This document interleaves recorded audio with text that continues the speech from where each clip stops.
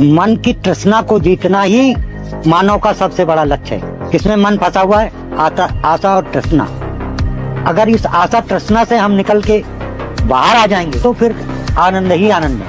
वो आशा तृष्णा क्या है कि ये मेरा, वो मेरा, ये बच्चा मेरा, ये बहू मेरी, ये घर मेरा, समझ रहे हैं? तो ये सब जो जिसमें मैं लगा हुआ है ना, उस मैं से निकल के जब हम बाहर आएंगे ना तो वो तृष्णा के बाहर है। आशा तृष्णा ना मरी, कह गए दास कभी। जब तक आप अपने मन पे कंट्रोल आत्मा पर नहीं करेंगे, जब तक आप कोई कार्य नहीं कर पाएंगे। अगर जीतना है, लड़ाई करना है तो अपने आप से लड़ो। वो क्या है? अपने मन को जीतो, अपनी आत्मा को जीतो। इस आत्मा के अंदर दोनों शब्द हैं, जो एक लक्ष्य की तरफ ले जाता है और एक बिगाड़ने की तरफ ले जाता है, भटकाता है।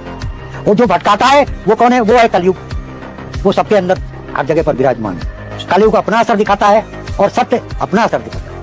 वो भी तो योगी हैं जो 3-3 घंटे एक आसन लगा देते हैं और बैठे रहते हैं। जब तक मैं ब्रह्म नहीं जानता, मुझसे जगत भिन्न है।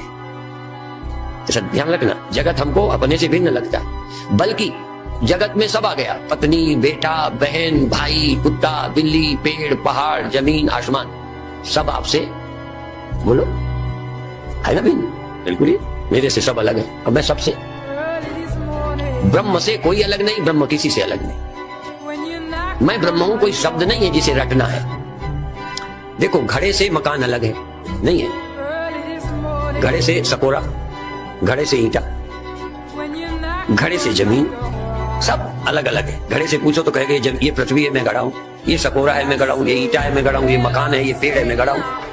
एक अवस्था है जहां घड़े से सब अलग, सबसे घड़ा अलग।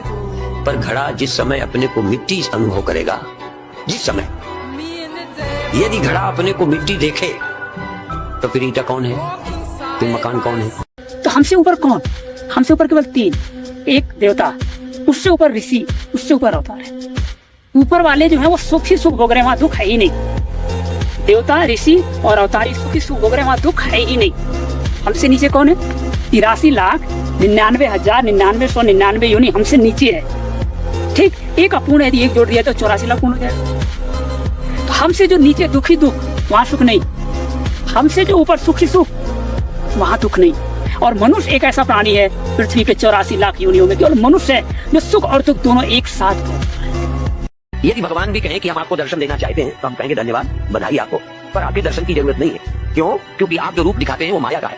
आपका असली रूप दिखाई देता नहीं, असली रूप से सब कुछ देखा जाता है। इसलिए आपकी आवश्यकता नहीं है। किसी बुद्धू आदमी को दर्शन दीजिए, क्योंकि वही तुम्हारे दर्शन से प्रसन्न होगा। आप जानते हो भगवान दिख जाने वाली चीज नहीं है। जो भी दिखता है, जो दिखे, जो दिखे सो सकल विनाशी। यद यद दृश्यम यद यद जन्यम तब तक अनित्यम। जो जन्य है वह अनित्य है, जो दृश्य है वो माया मात्र है। माया मात्र विदम द्वैतम, अद्वैतम परमार्थता। तो अपने ग्रंथों का आधार लेके सोचिए। सोचना अच्छा है, सोचना चाहिए, पर सोचने की भी कोई दिशा होती है, सोचने का कोई ढंग होता है। व्यर्थ की कल्पना करते रहे कि हम चिंतक हैं, मुझसे कुछ बनने वाला नहीं है। अब हम लोग साधु के मन को मारे बैठे, अपनी कुटियों में घुसे हैं, पड़े हैं, न किसी से मतलब है, न कुछ देखना है, न किसी सुनना है, अपना सीताराम करना है। तो भैया मन को अपने एकाग्र करने के लिए एकांत चाहिए। एकांत के साथ साथ ये जो वृत्तियां दौड़ रही हैं इनको कंट्रोल करना चाहिए। कंट्रोल करने के बाद और जो भी चीजें ऐसी दिखती है कि जिनसे हमारा विकार बढ़ता है, उन विकारों को रोकना चाहिए। धीरे धीरे धीरे धीरे धीरे धीरे संलग्न हो जाता, मन मानने लगता है। भाई मैं बहुत देख रहा हूँ, लोग बाग माता पिता को पूछते नहीं और गुरु महाराज को भगवान मान करके क्या कहा, जमीन बेच के या धंधा बेच के लाखों लोग यहाँ पर ऐसे आए होंगे जिनके माता पिता को एक लुटिया पानी देने वाले नहीं, और संतों पे आशीर्वाद लेना या माले बड़े आदमी बनने की चेष्टा करते हैं, करोड़ों लुटा देते। मैं कभी कभी निकलता हूँ, देखते हैं कोठी बहुत बड़ी बनी है जी, लेकिन बाप बाहर एक छोटी सी बनियान पहने बैठा है जी,